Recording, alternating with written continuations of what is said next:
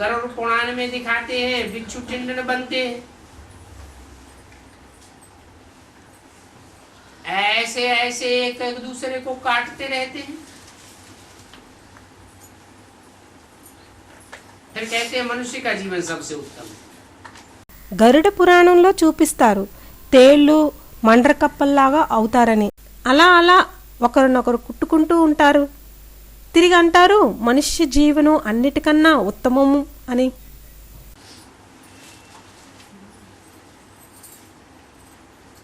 कहते हैं 84 लाख योनियों में मनुष्य आत्मा जाती है।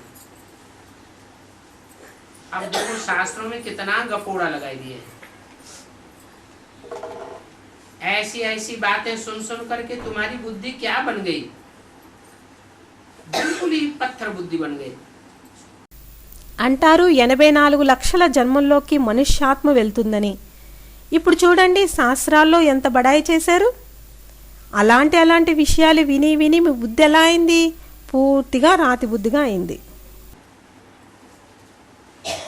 भक्ति मार्ग में ऐसी बातें सुनने में तुमको बड़ी खुशी होती थी, जानते ही नहीं थे कि हम ये दुख की बातें सुनते आए हैं। భక్తి మార్గంలో అలాంటి విషయాలు వినటంలో మీకు చాలా ఆనందం ఉండేది. తెలియనే లేదు మనం ఈ దుఃఖపు విషయాలు వింటూ వచ్చామని. अभी बाप सभी बातें समझा रहे हैं कि सारा सृष्टि का चक्र कैसे फिरता है। अनेक बार बाप ने समझाया है और समझा समझा करके हमको चक्रवर्ती राजा बनाते हैं। ఇప్పుడు తండ్రి అన్ని విషయాలు అర్థం చేయిస్తున్నారు, మొత్తం సృష్టి చక్రం ఎలా తిరుగుతుంది అని. చాలాసార్లు తండ్రి అర్థం చేయించారు మరియు అర్థం చేయిస్తూ చేయిస్తూ మనల్ని చక్రవర్తి రాజులుగా తయారు చేస్తారు. जो बाप हमको ऐसा विश्व का मालिक बनाते हैं उन पर कितना प्यार होना चाहिए। इतना प्यार हो जो एक बाप को ही याद करते रहो, बाप के सिवाय और कोई भी संबंध याद भी ना आवे। आत्मा को ही समझाना होता है। ఏ తండ్రి మిమ్మల్ని అలాంటి విశ్వానికి మాలికులుగా తయారు చేస్తున్నారో అలాంటి ఆయన మీద ఎంత ప్రేమ ఉండాలి. ఎంతటి ప్రేమ ఉండాలంటే ఒక్క తండ్రినే యాద్ చేస్తూ ఉండే విధంగా. తండ్రి తప్ప ఇతర ఏ సంబంధం యాదు కూడా రాకూడదు. ఆత్మకి అర్థం చేయించాలి. हम सुप्रीम बाप के बच्चे हैं। अभी हमको जैसे कि सुप्रीम बाप से रास्ता मिला है, फिर औरों को भी सुख का रास्ता बताना है। सो भी आधा कल्प के लिए सुख का रास्ता बताना है। మనం సుప్రీం తండ్రి పిల్లలం. ఇప్పుడు మనకు ఎలాగంటే సుప్రీం తండ్రి నుండి మార్గం దొరికింది. తిరిగి ఇతరులకు కూడా సుఖం యొక్క మార్గం చెప్పాలి. అది కూడా అర్ధకల్పం కోసం సుఖ మార్గాన్ని గురించి చెప్పాలి.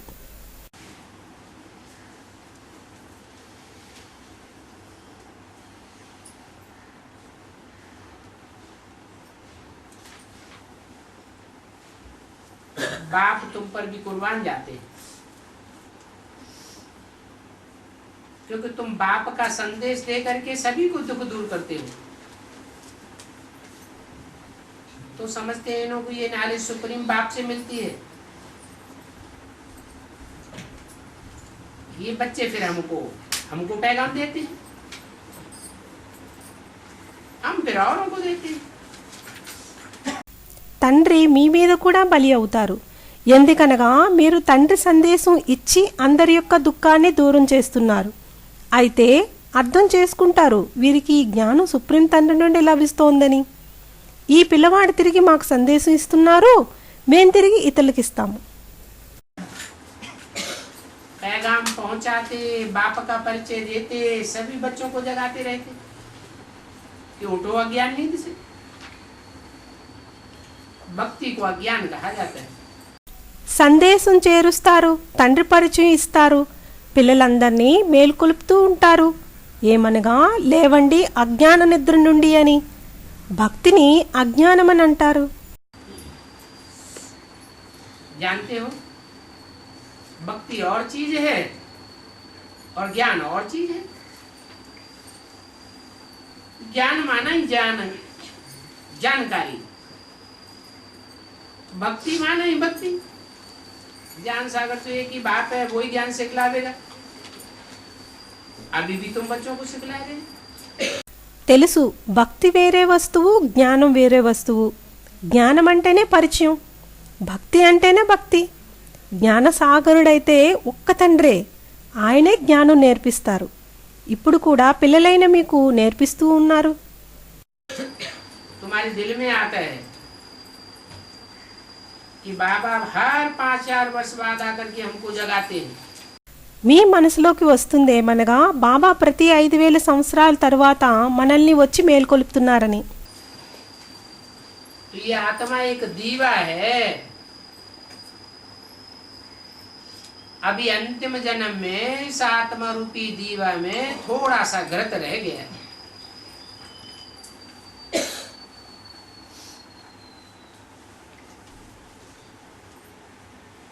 समझो कि दीवा बुझने पर ही आ गया है।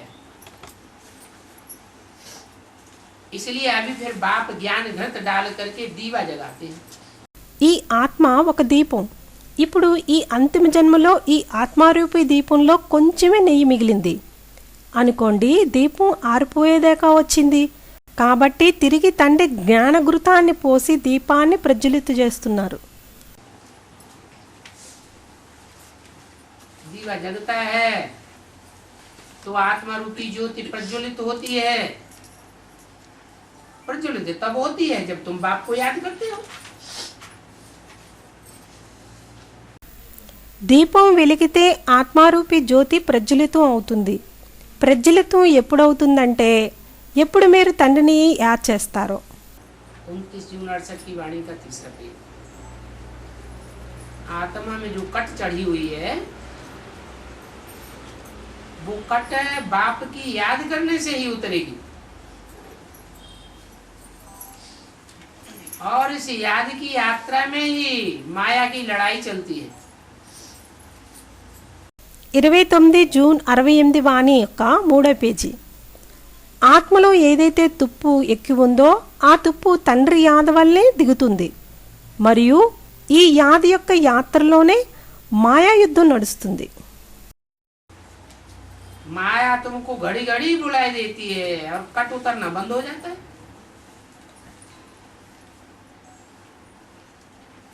बल्कि जितना कट उतरती उससे भी जास्ती चढ़ जाती है। ऐसे भी माया का वार होता है। మాయ మిమ్మల్ని క్షణక్షణం మర్చిపోయేటట్లు చేయటం వలన తుప్పు దిగటం ఆగిపోతుంది. కానీ ఎంత తుప్పు దిగిందో అంతకన్నా ఎక్కువ పడుతుంది. అలాగే మాయ యుద్ధం జరుగుతుంది. तो बाप कहते हैं मुझे घड़ी घड़ी याद करो, पक्की प्रैक्टिस करो। याद की तो तुम्हारी कट उतर जाएगी। इस याद की यात्रा में बड़ी मेहनत है। माया के तूफान तो बहुत आते हैं, इतने तूफान आते हैं जो बहुत कशिश करते हैं। इसलिए बाप कहते हैं कि अब आत्मा अभिमानी बनो। తండ్రి అంటున్నారు నన్ను క్షణక్షణం యాద్ చెయ్యండి, యాద్ యొక్క పక్కా అభ్యాసం చెయ్యండి, అప్పుడు మీ తుప్పు దిగిపోతుంది. ఈ యాద్ యొక్క యాత్రలో చాలా శ్రమ ఉన్నది. మాయా తుఫాన్లు చాలా వస్తాయి. ఎన్ని తుఫాన్లు వస్తాయంటే అవి చాలా ఆకర్షిస్తాయి. కాబట్టి తండ్రి అంటున్నారు ఇప్పుడు ఆత్మాభిమానులుగా అవ్వండి అని. देह अभिमानी बनेंगे तो माया कशिश करती रहेगी। पक्का करो हम आत्मा हैं। जानते हो कि हम बाबा के पास शरीर के सहित तो जा ही नहीं सकेंगे। शरीर से अलग होकर के जाना है। आत्मा को देखते रहेंगे तो तुम्हारी कट उतरती रहेगी। దేహాభిమానులుగా అయితే మాయ ఆకర్షిస్తూ ఉంటుంది. పక్కా చేసుకోండి నేను ఆత్మని అని. తెలుసును మేము బాబా దగ్గరకు శారీర సహితంగానైతే వెళ్ళలేము, శరీరం నుండి వేరుగా అయి వెళ్ళాలి. ఆత్మను చూస్తూ ఉంటే మీ తుప్పు దిగిపోతూ ఉంటుంది. जब तुम अपनी देह के संबंधियों को देखते हो तो तुम्हारी कट चढ़ती है, कब चढ़ती है कब उतरती है, ये चलता रहता है. ఎప్పుడు మీరు మీ దేహాన్ని, దేహ సంబంధికుల్ని చూస్తూ ఉంటారో అప్పుడు మీపై తుప్పు ఎక్కుతూ ఉంటుంది. అప్పుడప్పుడు ఎక్కుతుంది, అప్పుడప్పుడు దిగుతుంది. ఇది నడుస్తూ ఉంటుంది. तो ये तुम्हारा जो रास्ता है याद का, ये बड़ा नाजुक है. कब ऊपर चढ़ते हो कब नीचे उतरते हो.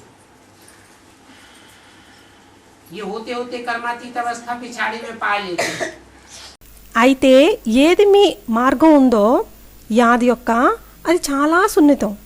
అప్పుడప్పుడు పైకెక్కుతారు, అప్పుడప్పుడు కిందకి దిగుతారు. ఇది అవుతూ అవుతూ కర్మాతీత అవస్థ చివరిలో పొందుతారు. मुख्य आंखें ही हैं जो हर बात में धोखा देती हैं. इसलिए बाप समझाते हैं अपन को आत्मा समझो और दूसरे को भी आत्मा सीखो. ముఖ్యమైనవి కళ్ళే ప్రతి విషయంలో మోసం చేస్తాయి కనుక తండ్రి అర్థం చేయిస్తున్నారు, మిమ్మల్ని మీరు ఆత్మ అనుకోండి మరియు ఇతరులను కూడా ఆత్మగా చూడండి. मेल्स को आंखें बहुत धोखा देती है. फीमेल को देखा और देखने से ही आंखें धोखा देती है. इसलिए शरीर होते हुए भी आंखों से देखते हुए भी देखना नहीं है.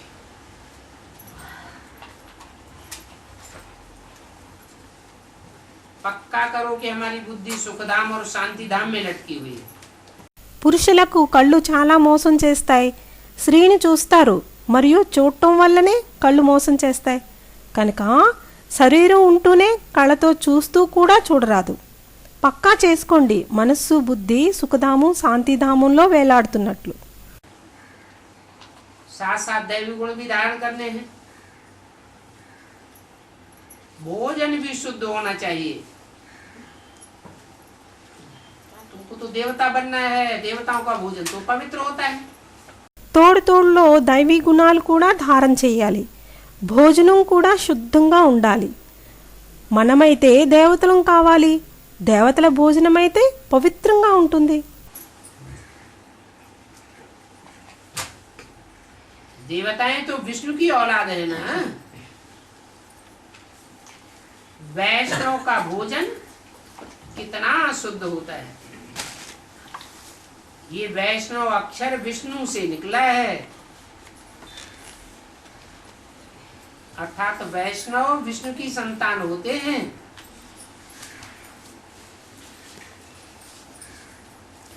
वो देवताएं कब गंदी चीज सो थोड़ी खाते होंगे. దేవతలైతే విష్ణు యొక్క సంతానం కదా. వైష్ణవుల భోజనం ఎంత శుద్ధంగా ఉంటుంది. ఈ వైష్ణవ్ అనే అక్షరం విష్ణు నుండి వస్తుంది అంటే అర్థం వైష్ణవులు విష్ణు యొక్క సంతానం అవుతారు. ఆ దేవతలు ఎప్పుడైనా అపవిత్రత వస్తువులు తింటారా ఏమిటి? वैष्णव देवी का भी मंदिर है.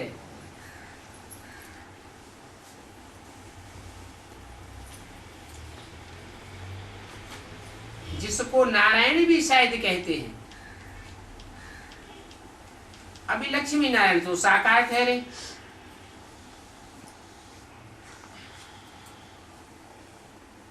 उन दोनों को तो मिलकर के 4 भुजाएं होनी चाहिए. 2 भुजा नारायण की, 2 भुजा लक्ष्मी की. వైష్ణవ్ దేవికి కూడా మందిరం ఉంది. వారిని నారాయణ అని కూడా బహుశా అంటారు. ఇప్పుడు లక్ష్మీనారాయణలకు సాకారి అని నిశ్చితమైంది. వారిద్దరివి కలిపి 4 భుజాలు అవ్వాలి. 2 భుజాలు నారాయణుడివి, 2 భుజాలు లక్ష్మీవి. परंतु भक्ति मार्ग में विष्णु को 4 भुजा देते हैं. वो समझते हैं विष्णु ऐसा कोई एक देवता होता है जिसको 4 भुजाएं होती होंगी। ये बेहद का अज्ञान है।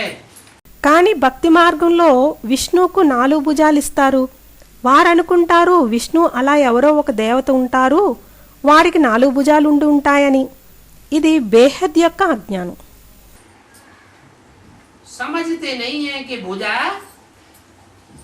सहयोगी को कहा जाता है।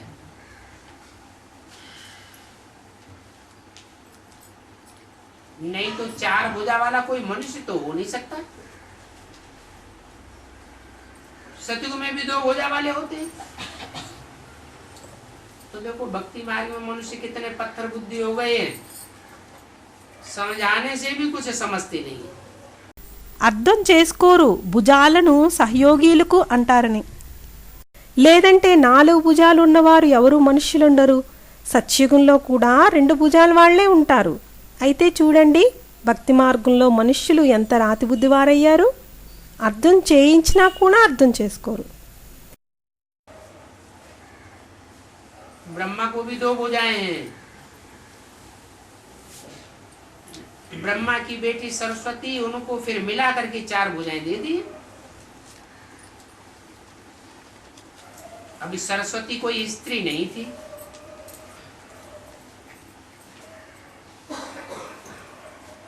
स्त्री नहीं थी तो सहयोगी किसको बनावे? ये है प्रजापिता ब्रह्मा की कहानी। బ్రహ్మకు కూడా 2 భుజాలున్నాయి. బ్రహ్మ కుమార్తె ఎవరైతే సరస్వతి ఉన్నారో ఆమెవి కలిపి 4 భుజాలు ఇచ్చారు. ఇప్పుడు సరస్వతి ఏమి భార్య కారు. భార్య కాకపోతే సహయోగిగా ఎవరిని చేసుకోవాలి? ఇదైతే ప్రజాపిత బ్రహ్మ యొక్క కథ. जितने बच्चे अडॉप्ट करते जाते हैं उतनी ही भुजाएं बढ़ती जाती।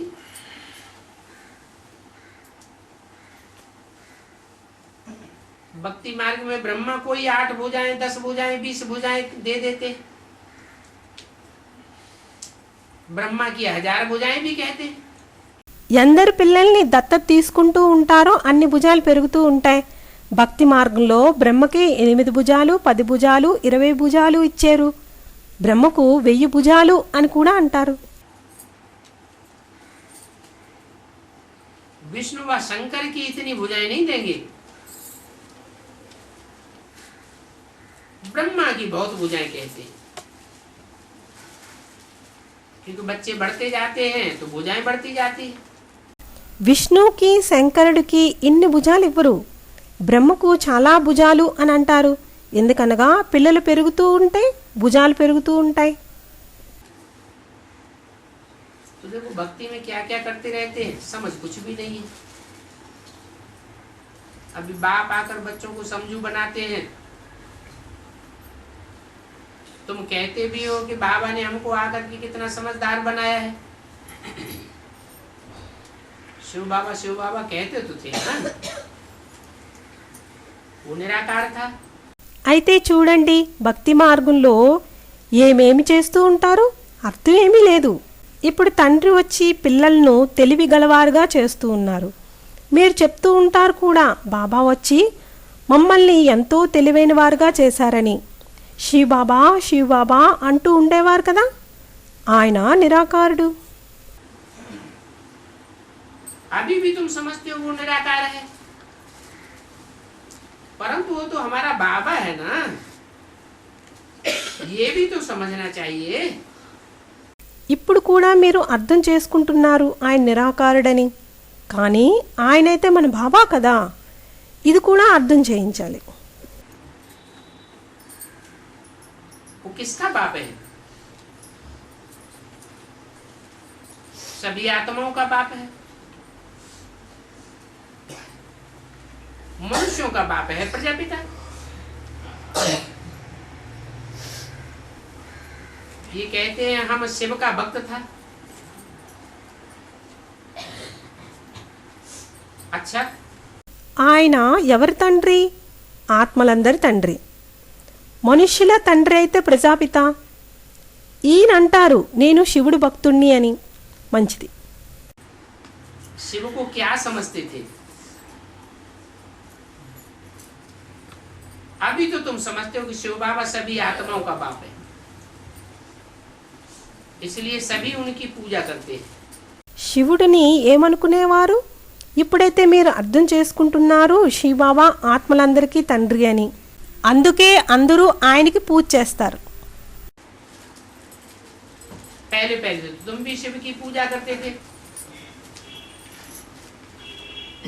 फिर आस्ते आस्ते कोई किसकी पूजा करते वृद्धि को पाते जाते. ये सभी बातें बाप बैठ समझाते हैं. మొట్టమొదట అయితే మీరు కూడా శివుడికి పూజ చేస్తూ ఉండేవారు.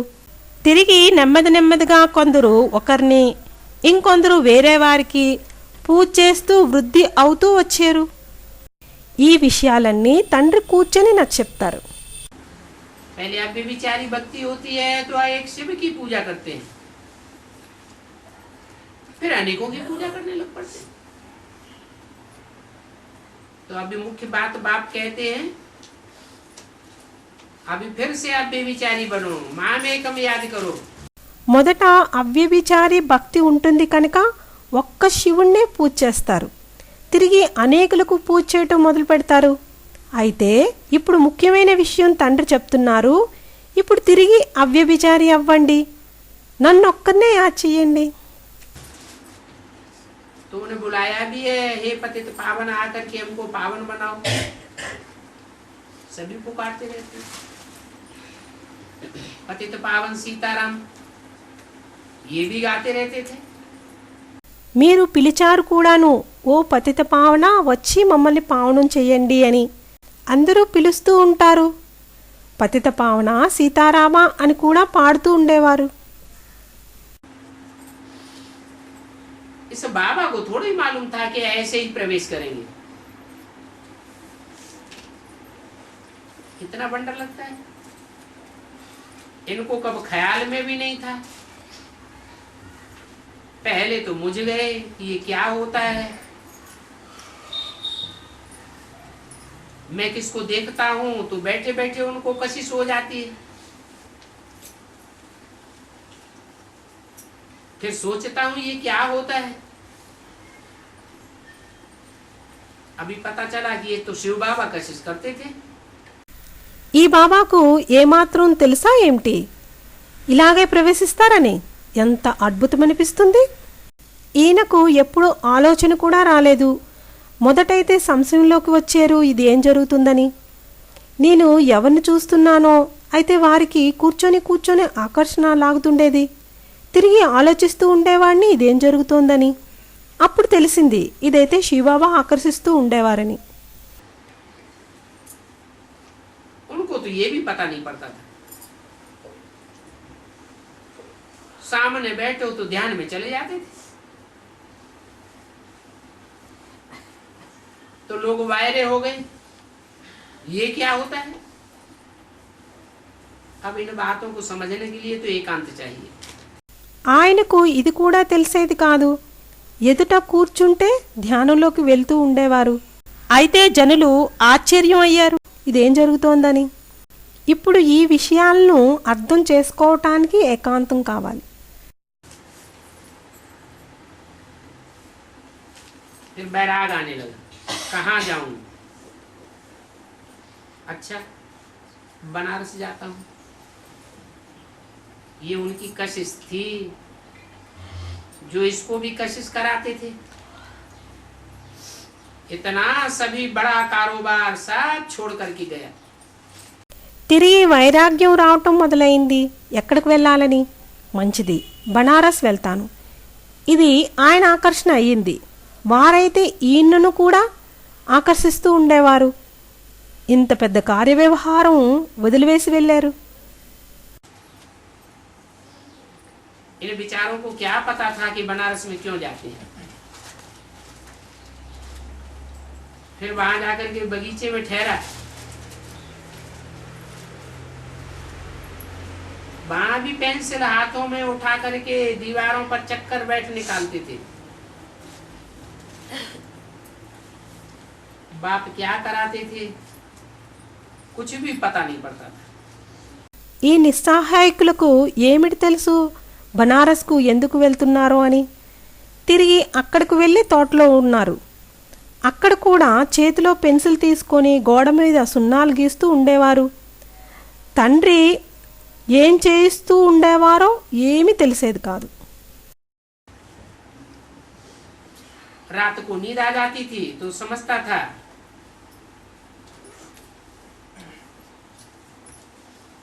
ऐसे फील होता था कि कहीं उड़ गया हूं।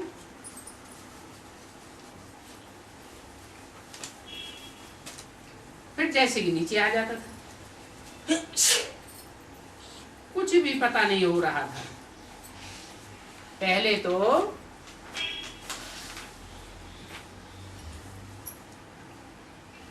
अलफ के ज्ञान बुद्धि में बैठे तो सारी बातें धीरे धीरे बुद्धि में बैठे।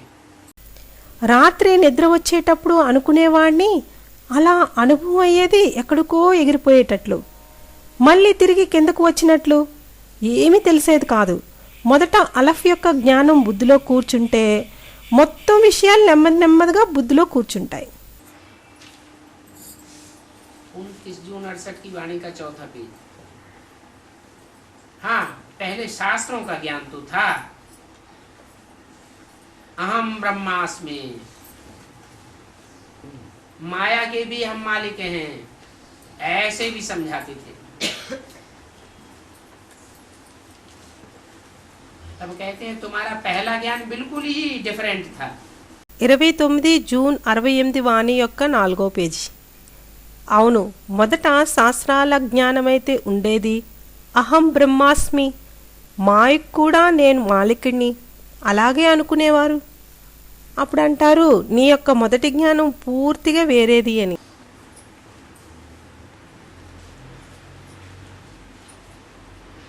अभी हम तो जानते हैं पहले तो हमारी बुद्धि में शास्त्रों का भूसा था। वो भूसा कोई जल्दी थोड़ा ही निकलता है। इनका भी शास्त्रों का भूसा देरी से निकला। ఇప్పుడు మనకి తెలుసు మొదట మీ బుద్ధిలో శాస్త్రాల పొట్టు ఉండేది అని. ఆ పొట్టు ఏమైనా త్వరగా వదులుతుందా ఏమిటి? ఈయన కూడా శాస్త్రాల పొట్టు ఆలస్యంగా వదిలింది. शुरू में कितने साक्षात्कार होते थे, बच्चियां बैठे बैठे चली जाती थी ध्यान में।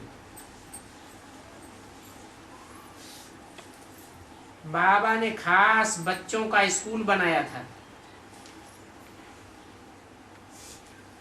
अभी फिर ख्याल होता है बच्चों का क्लास बनावे, वहां तो छोटे छोटे बच्चे थे। మొదట్లో ఎన్ని సాక్షాత్కారాలు అవుతూ ఉండేవి. పిల్లలు కూర్చొని కూర్చొని ధ్యానంలోకి వెళ్తూ ఉండేవారు. బాబా ప్రత్యేకంగా పిల్లలకు స్కూల్ తయారు చేశారు. ఇప్పుడు మళ్ళీ తిరిగి ఆలోచన వస్తుంది పిల్లల క్లాస్ తయారు చేయాలని. అక్కడైతే చిన్న చిన్న పిల్లలు ఉండేవారు.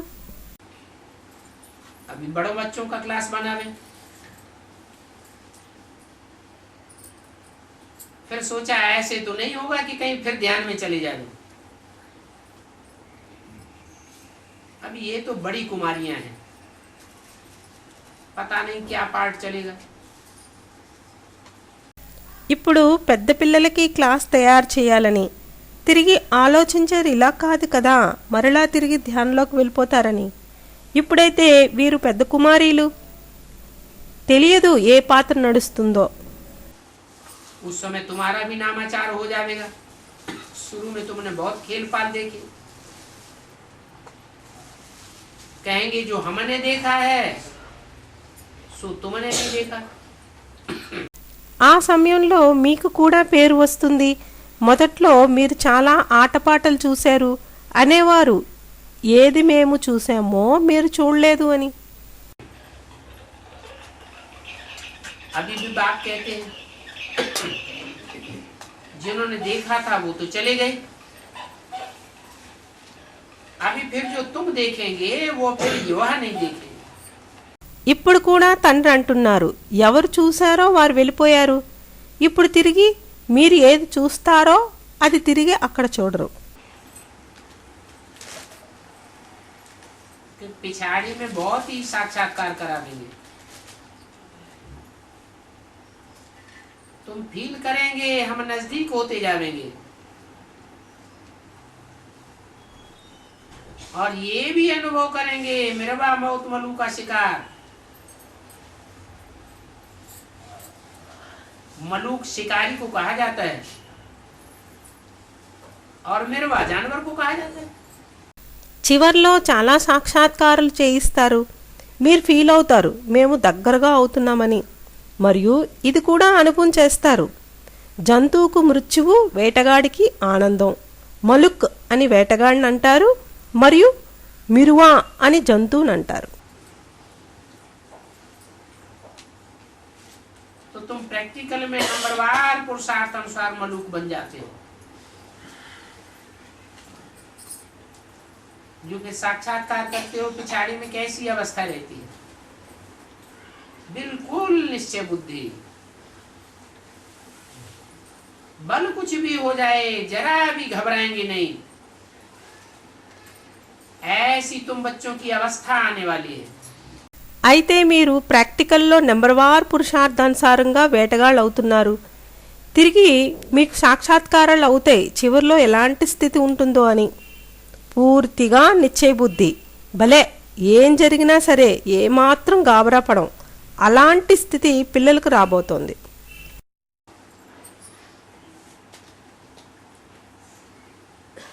अभी क्यों नहीं आती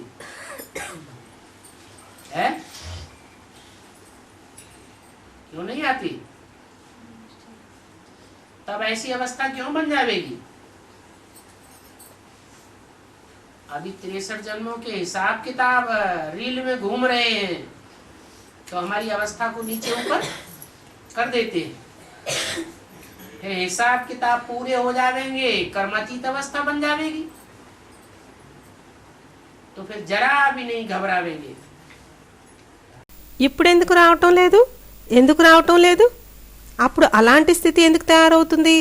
ఇప్పుడు 63 జన్మల జమా ఖర్చులు రీల్లో తిరుగుతున్నాయి కాబట్టి మన స్థితి కిందికి మీదకి అవుతూ ఉంటుంది. తిరిగి లెక్కాచారం పూర్తి అయితే కర్మాతీత స్థితి తయారవుతుంది. అప్పుడు కొంచెం కూడా గాబరా పడరు. इसलिए बाप कहते हैं अभी अच्छी रीति पढ़ाई को समझते जाओ,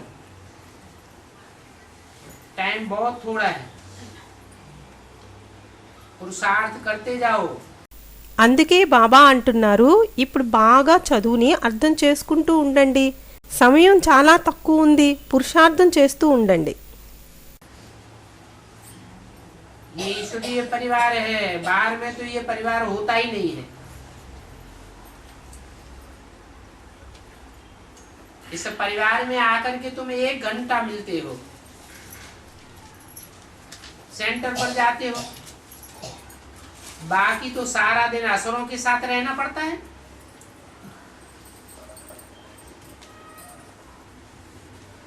वो तो जंगली जानवर है दुनिया में। ఇది ఈశ్వరీయ పరివారం. బయటైతే ఈ పరివారం ఉండనే ఉండదు. ఈ పరివారంలోకి వచ్చి మీరు 1 గంట కలుసుకుంటారు, సెంటర్కి వెళ్తారు. మిగిలిన రోజంతా అసురులతో ఉండాల్సి వస్తుంది. వారైతే ప్రపంచపు అరణ్యంలో జంతువులు. जंगली बंदर हैं, तुम्हारी भूलें ही देखते रहेंगे। शास्त्रों में भी क्या क्या बातें लिख दी। राम ने बंदरों की सेना ली। अभी तो तुम समझते हो भक्ति मार्ग के शास्त्र पढ़ते पढ़ते कितना टाइम वेस्ट हो गया। Waste of time, waste of energy, waste of money किया। అడవి కోతులు మీ పొరపాట్లే చూస్తూ ఉంటారు. శాస్త్రాల్లో కూడా ఏమేమి విషయాలు రాశారు. రాముడు కోతుల సేన తీసుకున్నారని. ఇప్పుడైతే మీరు అర్థం చేసుకుంటున్నారు భక్తి మార్గపు శాస్త్రాలు చదివి చదివి ఎంతో టైం వేస్ట్ అయిందని. సమయం వ్యర్థం, శక్తి వ్యర్థం, ధనం వ్యర్థం చేశారు. वाहियात बातें सुनते सुनते सत्य सत्य करते करते खुश होते रहते थे। वो सब है भक्ति मार्ग की कथाएं। अभी मालूम पड़ा है कि भक्ति में क्या लगा पड़ा है। వ్యర్థ విషయాలు వింటూ వింటూ సత్యం సత్యం అంటూ అంటూ సంతోషపడేవారు. అవన్నీ భక్తి మార్గపు కథలు. ఇప్పుడు తెలిసింది భక్తిలో ఏముందని. अभी फिर ज्ञान में चलना है, तुमको नूर बनना है, देहबान को चकनाचूर करना है. भक्ति मार्ग में भी कोई बहुत बहुत तीखे भक्त होते हैं. उन भक्तों को नवदा भक्त कहा जाता है.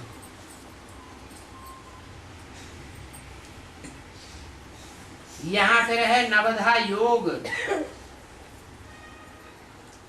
जिससे पाप कटते हैं. ఇప్పుడు తిరిగి జ్ఞానంలో నడవాలి. మీరు కాంతిగా అవ్వాలి. దేహభ్రాంతిని పొడిగా చేసేయాలి. భక్తి మార్గంలో కూడా కొందరు చాలా చాలా తీవ్రమైన భక్తులుంటారు. ఆ భక్తులను నవదా భక్తులు అంటారు. ఇక్కడైతే తిరిగి నవదా యోగం, దీని ద్వారా పాపం కట్టవుతుంది.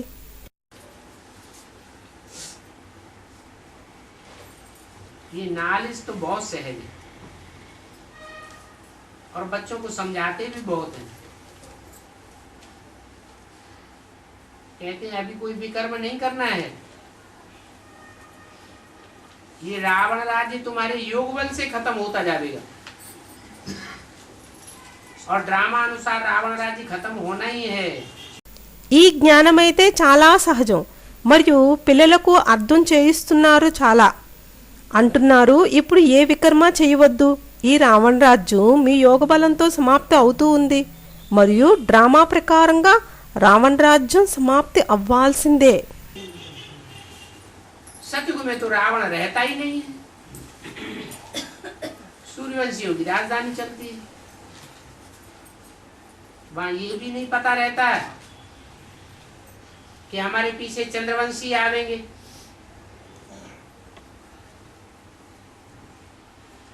फिर उसके बाद इस्लाम वंशी आवेंगे. फिर कौन कौन आवेंगे ये कुछ भी पता नहीं रहता. సత్యయుగంలో అయితే రావణుడు ఉండనే ఉండడు. సూర్యవంశీల రాజధాని నడుస్తుంది. అక్కడ ఇది కూడా తెలియదు. మా వెనుక చంద్రవంశీలు వస్తారని, తిరిగి వారి తరువాత ఇస్లామీ వంశీలు వస్తారని, తిరిగి ఎవరెవరు వస్తారు ఇదేమాత్రం తెలీదు. यहाँ तो दुख की दुनिया है, पास्ट का दुख भी याद आता रहता है, आगे के लिए भी दुख की चिंता रहती है. वर्तमान दुनिया में तो दुख देखने में ही आता है, परंतु वहां तो सुख की दुनिया होगी. ఇక్కడైతే దుఃఖపు ప్రపంచం, గతంలోని దుఃఖం కూడా జ్ఞాపకం వస్తూ ఉంటుంది. ముందరకు కూడా దుఃఖపు చింత ఉంటుంది. వర్తమానపు ప్రపంచంలో అయితే దుఃఖం చూడటానికే కనిపిస్తుంది, కానీ అక్కడ సుఖ ప్రపంచమే ఉంటుంది. पास्ट और फ्यूचर को याद नहीं करेंगे, वर्तमान की सुख की दुनिया में रहेंगे,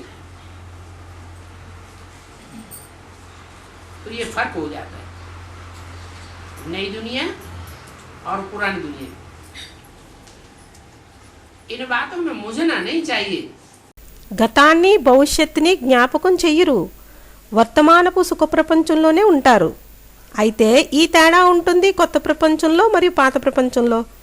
ఈ విషయాల్లో సంశయించవద్దు. ये बातें सुनकर के मुझते कौन है? हैं? जो वहां नई दुनिया में जाने वाले नहीं होंगे उनको मुझान होती है,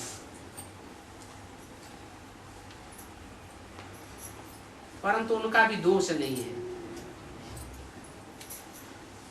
इसलिए तुम तो कोई बात में बिगड़ते ही नहीं हो. जानते हो ये बेचारे बेसमझ हैं. ఈ విషయాలు విని సంశయించేదెవరు? ఎవరు అక్కడ కొత్త ప్రపంచంలోకి వెళ్ళరో వారికి సంశయాలు వస్తాయి, కానీ వారిది కూడా దోషం లేదు. కనుక మీరైతే ఏ విషయాల్లోనూ కోపం తెచ్చుకోరు.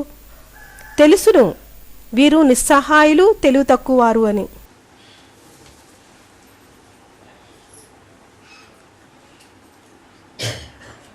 ये प्राइम मिनिस्टर कितना बड़ा है।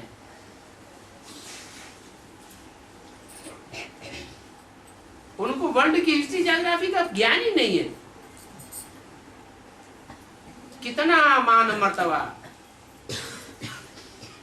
कितने लोग उनके पीछे पड़े रहते हैं और चक्र को जानते ही नहीं है। अभी तुमको तो कितनी समझ मिली है। ఈ ప్రధానమంత్రి ఎంత గొప్పవారు! ఆయనకు ప్రపంచపు చరిత్ర భూగోళం యొక్క జ్ఞానమే లేదు. ఎంత పదవి గౌరవం ఉంది! ఎందరు ప్రజలు ఆయన వెనక పడుతూ ఉంటారు. మరి చక్రం గురించి తెలియనే తెలియదు. ఇప్పుడు మీకు ఎంత తెలివి దొరికింది? तुम बच्चों की बुद्धि में है 84 का चक्र पूरा करके हम आए हैं।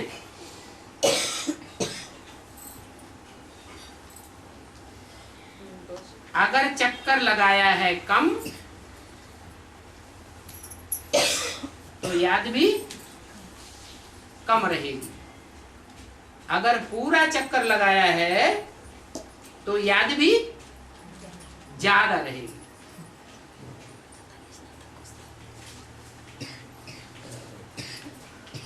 जितना चक्कर कम लगाया होगा उतना योग में कम रहेंगे, क्योंकि पीछे आए हैं ना। పిల్లలైన మీ బుద్ధిలో ఉంది 84ల యొక్క చక్రం పూర్తి చేసి మేము వచ్చామని. ఒకవేళ చక్రం తక్కువ చుడితే యాదు కూడా తక్కువే ఉంటుంది. ఒకవేళ పూర్తి చక్రం చుడితే యాదు కూడా ఎక్కువగా ఉంటుంది. ఎంత చక్రం తక్కువ చుడితే అంత యాద్ తక్కువ ఉంటుంది. ఎందుకనగా వెనుక వచ్చారు కదా. जो पीछे आए होंगे उनकी निशानी क्या होगी? वो किसी को समझा नहीं सकेंगे और आवेंगे भी पीछे। कोई तो त्रेता के भी पीछे आवेंगे। ఎవరు వెనుక వస్తారో వారి గుర్తేమిటి? వారు ఎవరికీ నచ్చ చెప్పలేరు. మరియు రావటం కూడా వెనుకే. కొందరైతే త్రేతాకి కూడా వెనుక వస్తారు. तुम बच्चों को बेहद के बाप द्वारा बेहद की समझ मिलती है। नट सेल में बीज और झाड़ को तुम समझ गए हो। झाड़ का सार तुम्हारी बुद्धि में रहता है। పిల్లలైన మీకు బేహద్ తండ్రి ద్వారా బేహద్ తెలివి లభించింది. క్లుప్తంగా బీజం మరియు వృక్షం గురించి మీరు అర్థం చేసుకున్నారు. వృక్షం యొక్క సారం మీ బుద్ధిలో ఉంటుంది.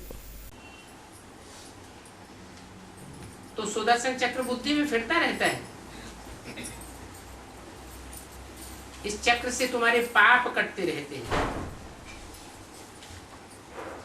तुम सुदर्शन चक्र फिराते रहेंगे और पाप कटते जाएंगे। उन्होंने फिर सुदर्शन चक्र दिखाया है कृष्ण को,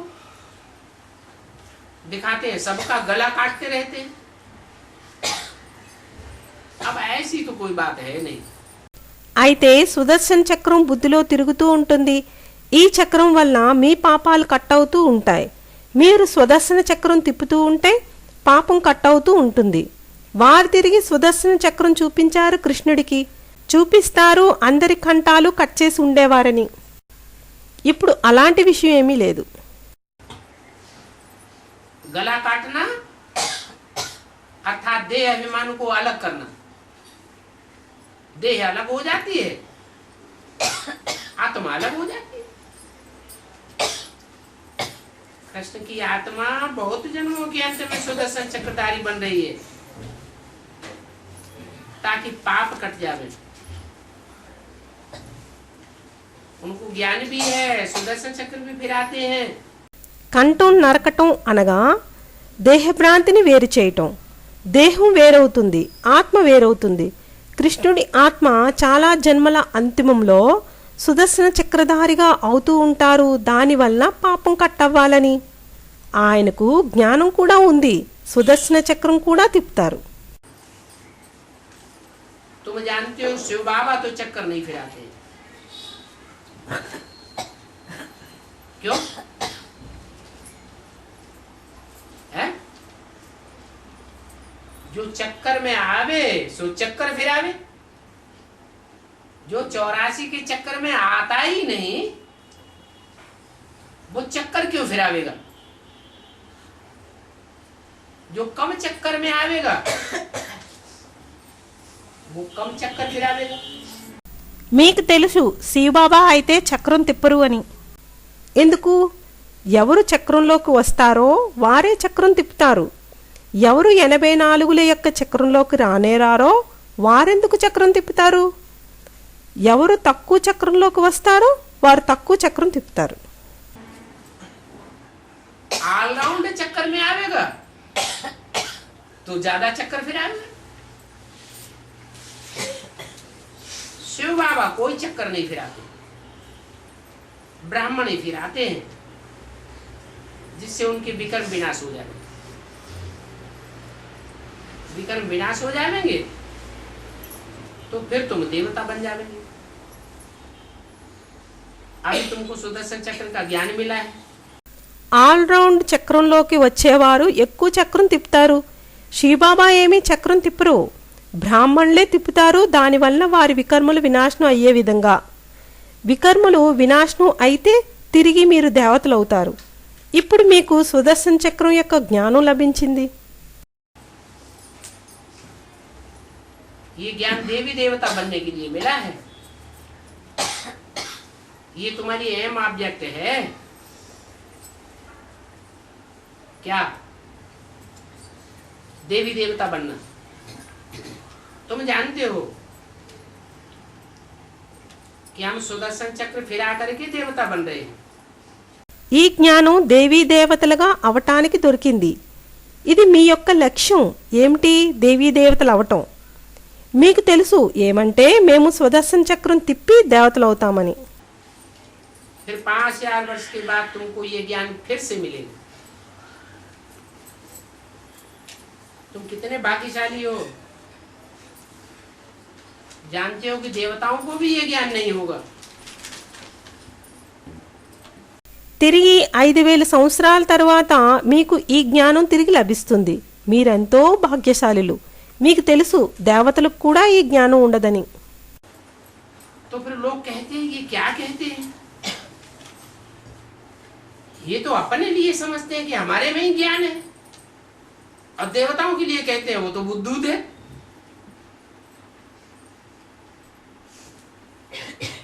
अपने को वो समझते हैं, बाकी सभी के लिए कहते हैं इनमें कोई में ज्ञान ही नहीं है. इसलिए कोई की भी आंख डूबती नहीं है. అయితే తిరిగి ప్రజలంటారు వీరేం చెప్తున్నారని. వీరైతే తమ గురించి అనుకుంటారు మాలోనే జ్ఞానం ఉందని. దేవతల గురించి అంటారు వారైతే తెలుగు తక్కువారని. తమను ఉన్నతంగా అనుకుంటారు. మిగిలిన వారందరి గురించి అంటారు వీరిలో ఏమీ జ్ఞానం లేదని. అందుకే ఎవరి కళ్ళు మునగవు. जो अच्छे बच्चे समझदार हैं वो तो झट समझ जाते हैं. बच्चों में कोई भी संशय होगा तो निकल जाएगा, रिफ्रेश हो जाएंगे. ఎవరు మంచి పిల్లవాడు తెలివైన వారో వారైతే వెంటనే అర్థం చేసుకుంటారు. పిల్లల్లో ఏదైనా సంశయం ఉంటే తొలగిపోతుంది, రిఫ్రెష్ అవుతారు. बाप तुम्हारी मूंछ निकाल रहे हैं. इसलिए मधुबन का गायन है. मधुबन में बच्चे आते हैं बाप के पास तो बुझाहट सारी दूर हो जाती है. अच्छा, बच्चों को गुड मॉर्निंग और नमस्ते. తండ్రి మీ సంశయాలని తీరుస్తున్నారు. అందుకే మధువనానికి గాయనం ఉంది. మధువనంలోకి పిల్లలు వస్తారు తండ్రి దగ్గరకు. సంశయాలన్నీ దూరం అవుతాయి. మంచిది. పిల్లలకు గుడ్ మార్నింగ్ మరియు నమస్తే. ఓం శాంతి.